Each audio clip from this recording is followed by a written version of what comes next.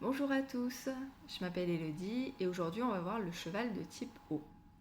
Donc l'O en médecine traditionnelle chinoise, c'est relié au rein, à la vessie, aux oreilles, aux os, à la moelle épinière et aux dents. Donc ça sera des points de force ou de faiblesse en fonction de que si notre cheval est en équilibre ou non au sein de cet élément. Donc le cheval haut, c'est un peu comme le cheval de type feu, dans le sens où il peut présenter des personnalités très variées, tout en restant dans son élément de base.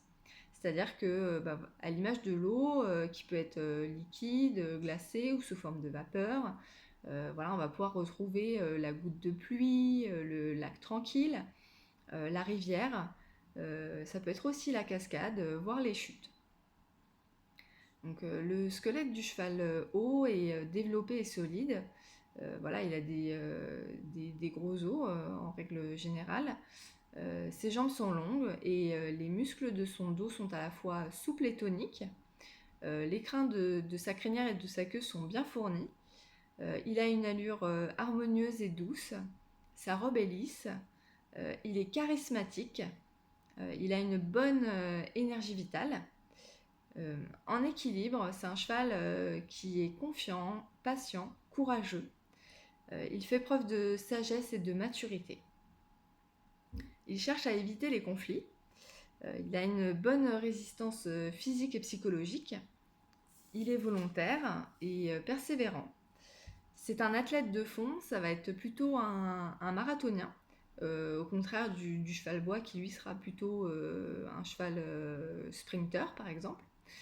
Ce cheval aura besoin d'un cavalier calme et expérimenté. Il a besoin de pouvoir avoir une confiance absolue en son cavalier. Ainsi, il pourra contrebalancer sa tendance naturelle à la crainte et à la méfiance. Lorsqu'il se braque, il peut soit refuser d'avancer, soit embarquer au triple galop comme vraiment emporté par un courant d'eau très puissant. Il peut être imprévisible et perdre ses moyens sur le terrain de concours. Son cavalier devra être très patient et calme quoi qu'il arrive.